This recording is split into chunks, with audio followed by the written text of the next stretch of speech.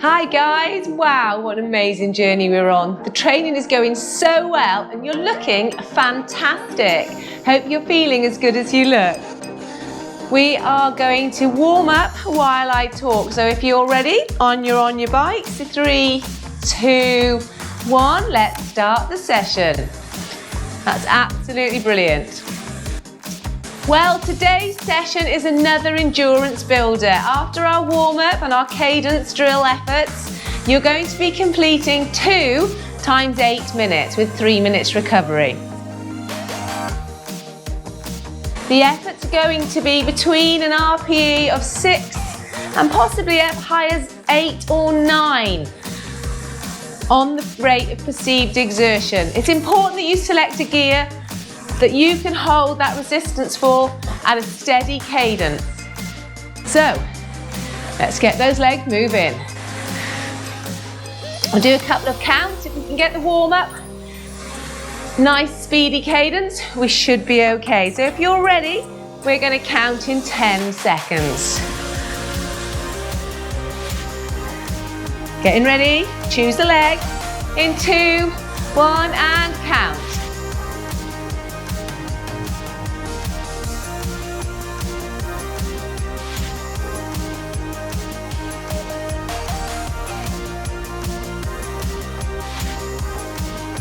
Okay, well I only got to 21, so these little legs are tired. You'll notice they'll be happening at the warm-up quite a lot. You start off a bit sluggish, legs are tired from the training that you've done all week. Whew, they really need waking up. Fantastic, we've got less than a minute and a half of this section of the warm-up to go. So let's do another little count. Are you ready? In 2, 1 and count.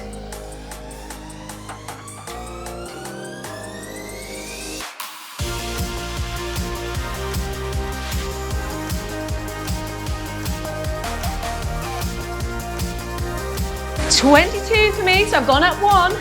They're waking up slowly. We're getting there. So important to get the blood flowing through the system to loosen off those muscles and get your body prepared to work.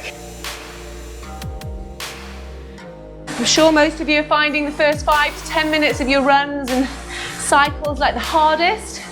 Once you've achieved a good warm-up, you settle into your pace. So whatever we're happening to get out with our legs now, we should be able to lift it a little bit for our cadence effort. So I'm going to take a gear off so that I can spin those legs up.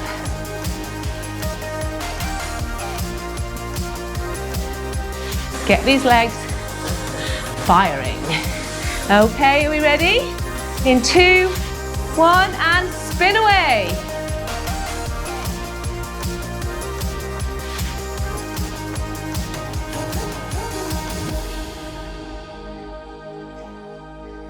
Over halfway.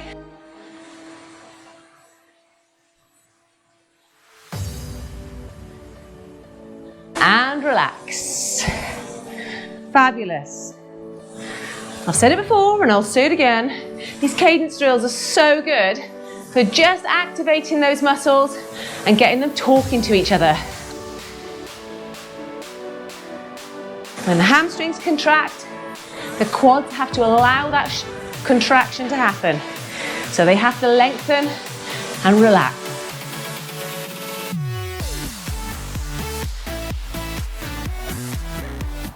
Okay, the second one is coming up in just 5 seconds time.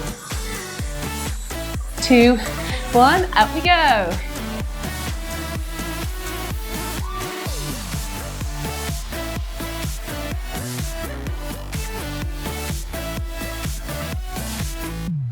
Halfway.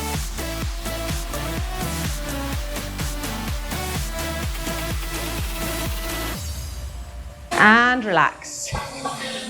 Feel them loosening off already. How are yours feeling? Good, well done. High cadence will raise that heart rate, so don't be worried if you're puffing a little bit. Remember breathing to control it during the recovery. In through the mouth, nose, and out through the mouth. Third effort, coming up, in 5 seconds time. Are you ready?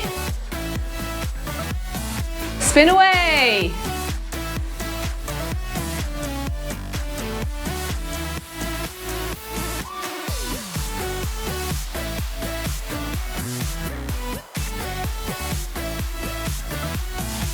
All the way through. 2, 1, and relax. Brilliant. There's 3 done. 2 to go.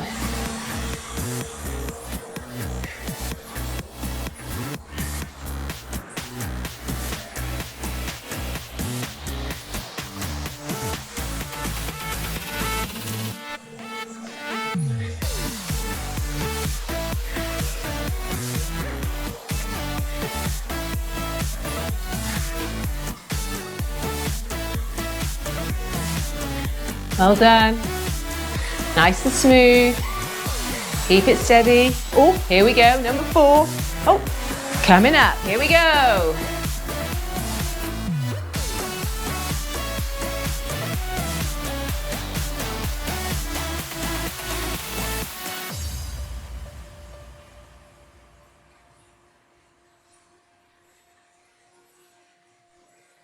And relax. Perfect. Really are shaking away those cobwebs, getting rid of those waste products that have been lurking deep in those muscles. That blood flow is doing you good.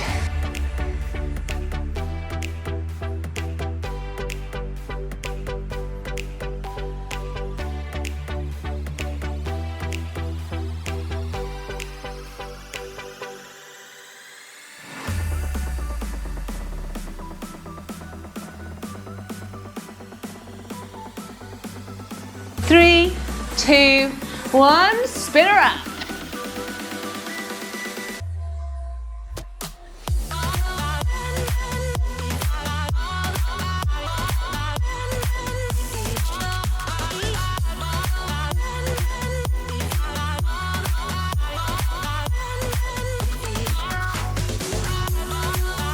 And relax, well done. Just 40 seconds till we begin our first 8-minute effort.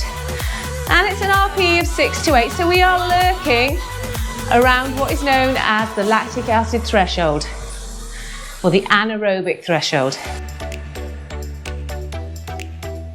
It's where our body starts to use the muscle's glycogen for fuel, instead of using purely the aerobic sources of those fats. Okay, let's change gear and we'll just take it up. Remember, we're thinking of keeping a nice consistent cadence throughout the entire 8 minutes.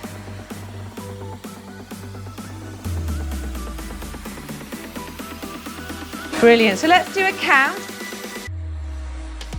Ooh. Okay, we'll do a count shortly. I'm going to talk to you about cadence. So I've had some queries regarding cadence. There is quite a debate in the triathlon regarding what is best. To some degree, it's going to depend on your muscle type and your own ability. Okay? So, some people will be predisposed to a lower cadence and some to a higher. If you push a big gear, however, and that means having a lower cadence, pushing out more power with each revolution, you tend to see, I've said it before, that people are slightly more muscular. They're more powerful in that respect. But that muscle does weigh more. And therefore, when you go to end up carrying that muscle, you have to adapt to running well and converting that muscle to good running speed. Now, often heavy muscles can slow people down, which is why most of the elite long distance runners tend to be Very, very lean, very, very light. But in the triathlon world, one size does not fit all. Triathlon is made for a multitude of body types, body sizes. So what I really want you to think about when we're talking cadence is look at what your running cadence is. Is it low because you haven't trained any fast twitch fibers? You haven't got those high cadence drills? Or is it low just because you've always gone out and just plodded? Or is it low because that's what your body demands?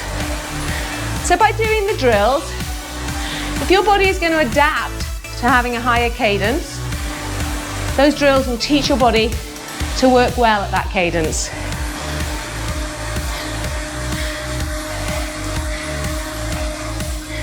Now, it's really important that we use all of them, but where possible, you're going to match your running cadence, especially in these early days, because you want to make that transition from bike to run as easy as possible.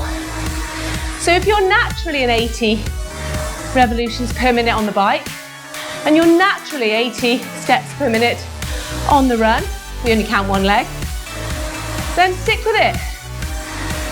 The drills will change you, but it'll be a gradual change. Don't think about changing it in every single run that you do or every single ride. So the only reason I'm staying away from anything lower than 80 really is because your body needs to get strong tendons and ligaments to deal with the stresses of your running and riding. And it's quite a lot of stress to put on when your cadence is low, because you're pushing it more power with each revolution. So I'm erring on the side of caution and keeping you in what I would suggest is a safe range. Halfway through. This one's flying. We'll do a count and then I'll continue. We'll start counting in 5 seconds time. 2, 1 and count.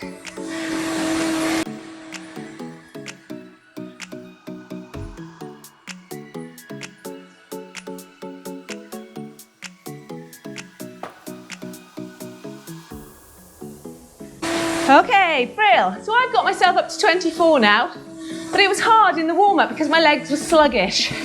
How are you guys doing? 20, 21, 24, brilliant. We're all in the safe zone. If you're not, change the gear, make it a little bit easier.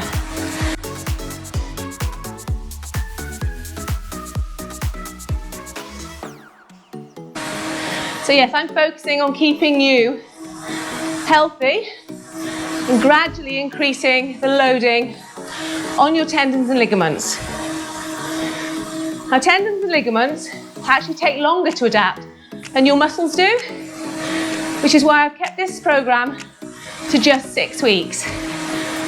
Because what we're going to do, in our 2-week taper, your body will not only, or your muscles will not only absorb the training effect, but your ligaments and tendons have now got the opportunity to catch up with those muscles that are getting stronger. So we start the taper next week. We will increase some intensity along the way, but we will reduce the duration. What that will do is it will sharpen up your body for those race efforts, but it's going to allow it to recover more readily and, like I said, adapt so that you are at your peak performance in that final weekend. My goodness, this first 8 minutes is nearly up. So we should be hitting a 6 or 7 or 8 by now. Go on, keep those legs spinning. Ready to count? And count.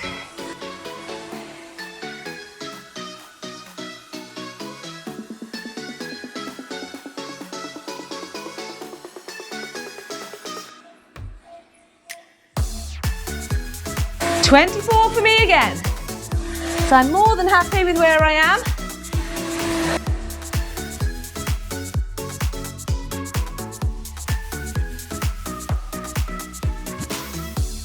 And we're in the last minute. So to finish off with cadence, it's clearly when you're going uphill, your cadence will go below 80. And when we embark on further training, you will find that the training will involve not just the high cadence efforts, but some lower cadence too. Again, to put that stress on the ligaments and tendons so that they will adapt and be ready for races over undulating terrain.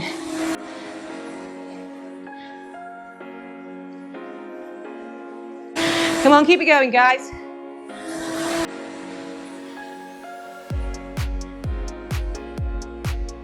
"15 seconds left, all the way through.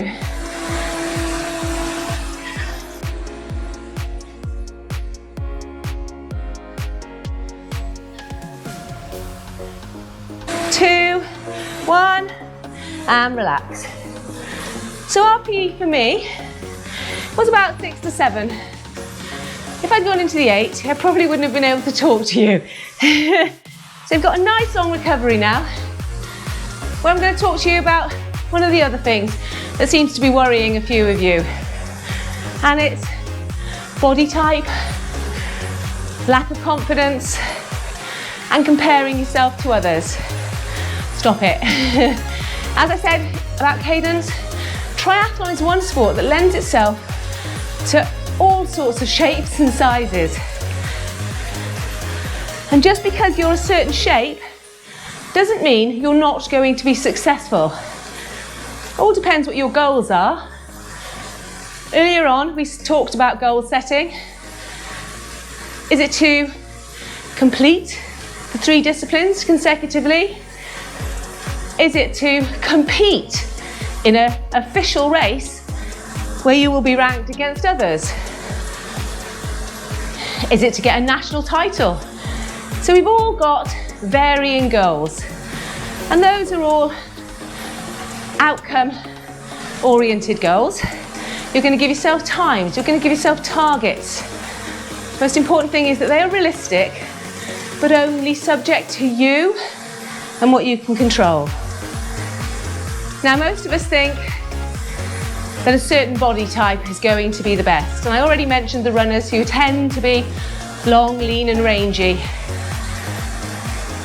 But Mirinda Carfrae, Rinny, she's about 5'4", I think. She's well built. She's certainly not skinny, waif. She's strong. And she is one of the best runners out there. She's phenomenal. I'm only 5 foot. And I've managed to get myself to Kona, win national titles, and been a shock, I think, to many people standing around me. And that's what I'm going to come on to next. Sort of looking around and looking at other people and thinking that they're going to be better than you just because of the way they look. In my early days in particular, I'm not so bad now. I've sort of gotten over that nerves and that pressure. I think having children helped to put things into perspective. Many times I've stood on that start line next to a girl that looks phenomenally fit, totally gorgeous, has all the kit, is warming up really well, and then I've never seen her since we left the start line. Not because she was in front of me, but because she was at the back somewhere.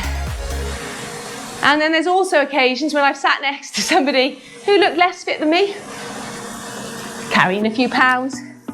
I usually befriend those people because I think they're not a threat.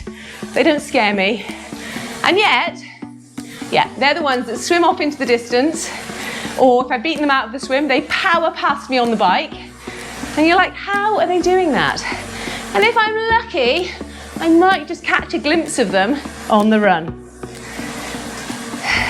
The takeaway from what I'm trying to tell you is, never judge a book by its cover. And you have to remember that people are probably looking at you and thinking, oh my gosh, she looks amazing. She looks so fit.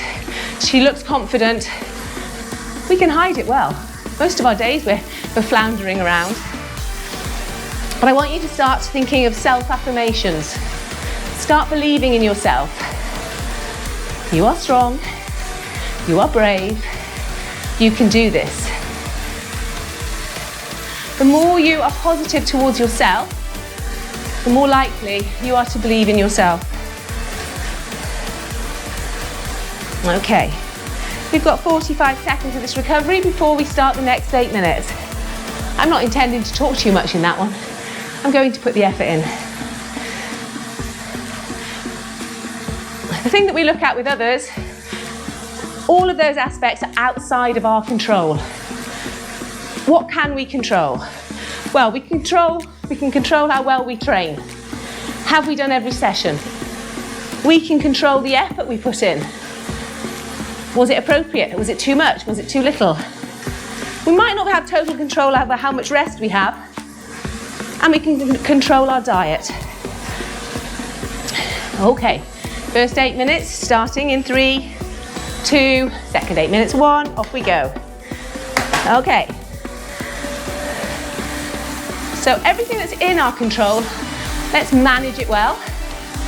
And the things that are outside our control, just let them go. It's your race, it's your time. Remember, you're strong, you're brave, and you can do it.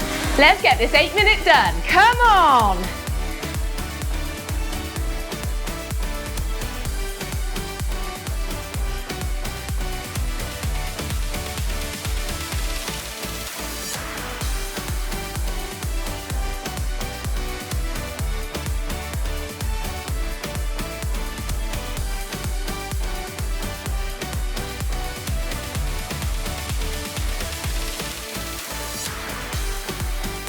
Right, coming up to the first minute over, and we're going to do a count.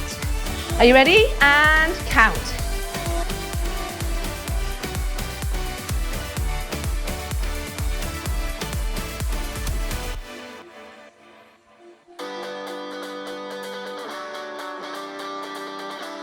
Okay, I got to 25. So I'm working that a little bit harder. There won't be much talking from me.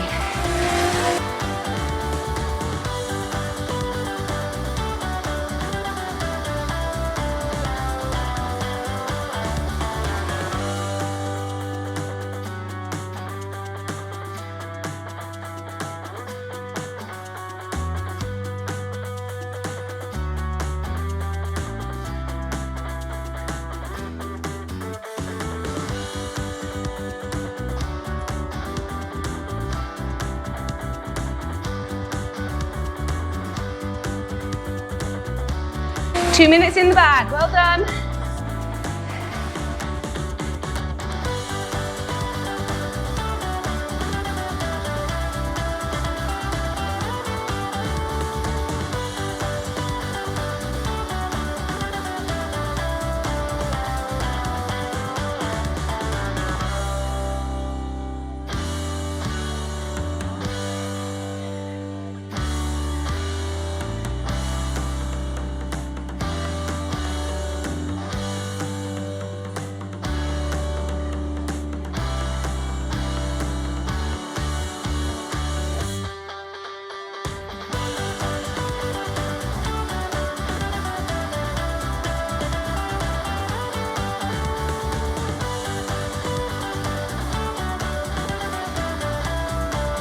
We're going to do a count at 5 minutes to go.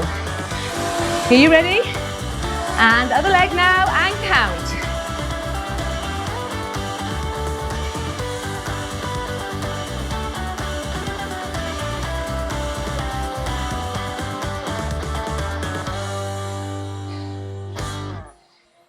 Okay. 25 for me. Can I hold it?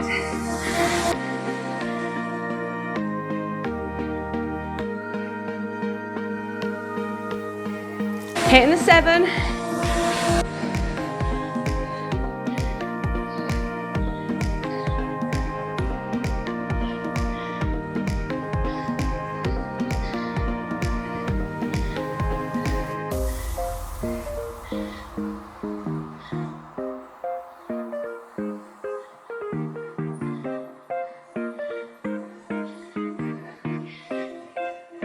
Coming up to halfway. Engage that core. Keep those legs spinning.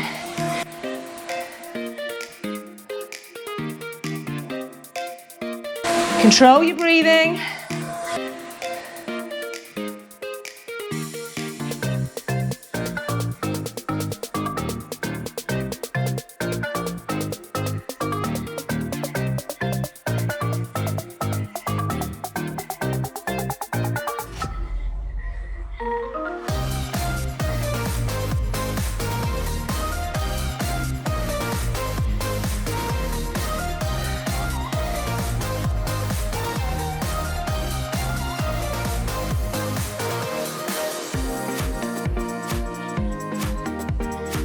We're going to do a count with 3 minutes left. So we've got 10 seconds. Get yourselves ready.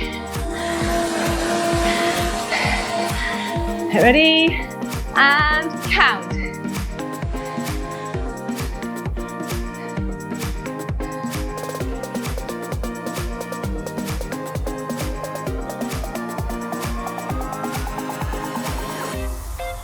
Okay, well done.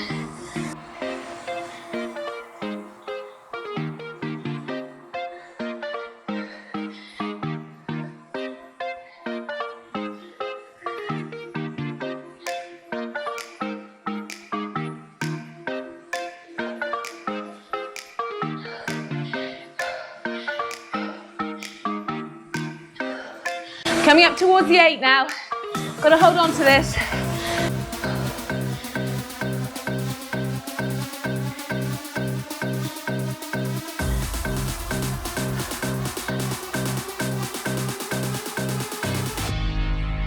Come on. Last 2 minutes coming up. Last 2 minutes now.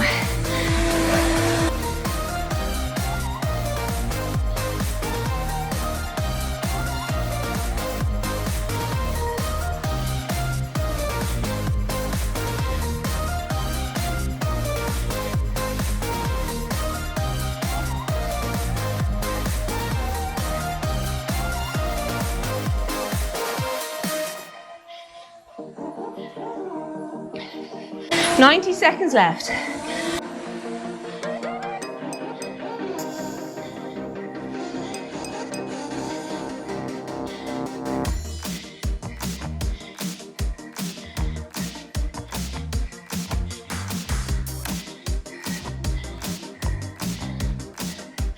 We're going to do a count in 10 for the last minute. Are you ready? And count.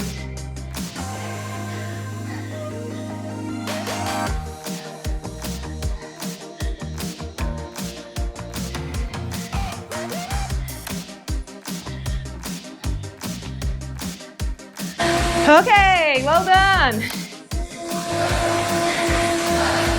40 seconds left.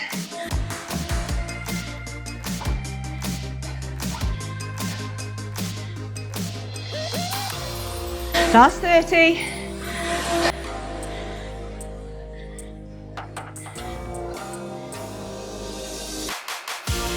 Definitely in the 8.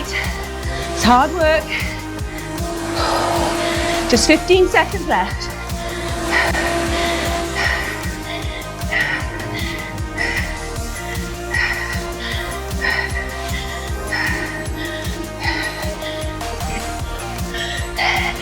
And relax. Well done. That was a toughie.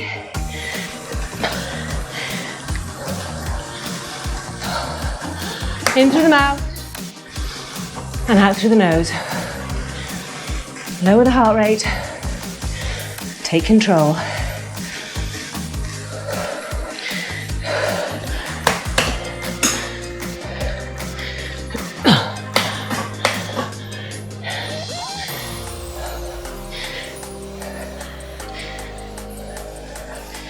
Got 5 minutes recovery.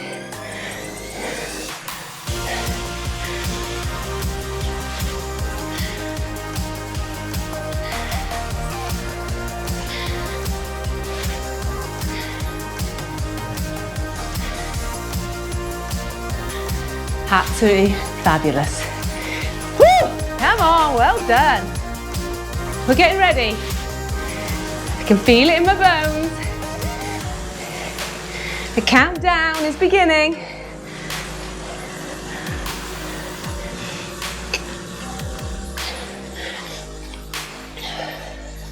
On next week's bike ride, I'm going to talk about pre-race preparation and all the things you need to consider before you get on that start line.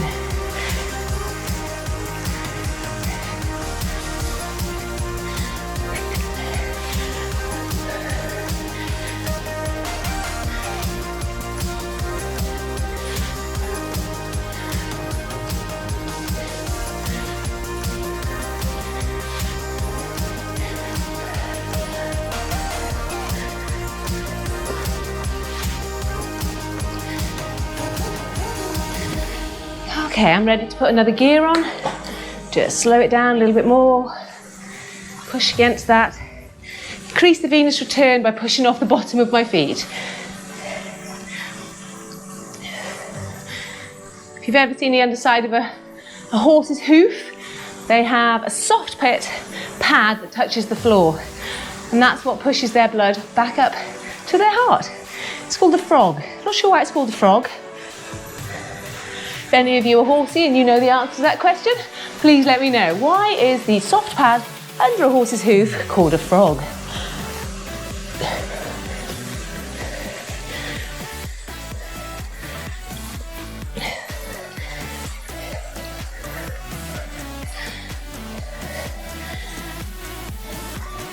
So I think we've got 5 minutes left in total to the end of the session.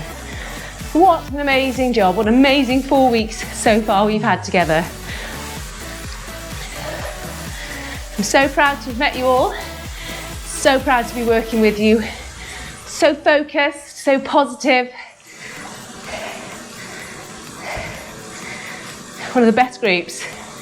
Yes.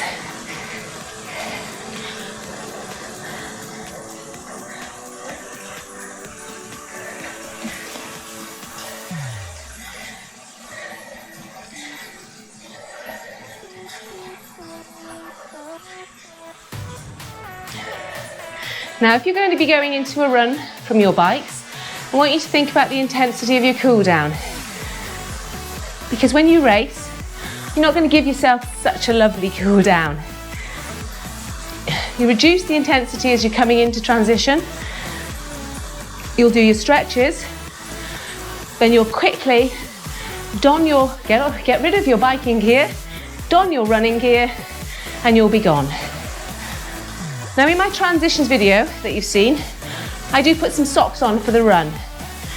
I forgot to say in there that, to be honest, if it's a short race and you're used to running without socks in your shoes, yeah, there's no need to put socks on. It just wastes time. All depends how competitive you want to be. My first few races, I always wore socks. Then I got rid of the socks, but for Ironman, the socks came back. Yeah, it's too long to run without socks. For me, anyway. So just think about that intensity. It's okay in training to a certain extent, but on race day, you're not going to have that same intensity. And if you get used to it on your bike as we go into our brick runs, then you'll find that on race day, it just feels completely different, and that can throw you. Oh, we've actually only got 1 minute left, so we're coming into transition. The only stretches that we can really do coming into transition are our calves and perhaps just bringing those shoulders back. The reason I bring the shoulders back is to get the lungs open and ready for running. If we're hunched over, you reduce the volume of your chest, and we need some good oxygen for that run, don't we? So shoulders back, nice and tall. Lift one arm out, take the other arm out, and you've already started that process. And now I'm stretching my calves. I'm going to go onto one single calf, drop it down. I'm taking it back.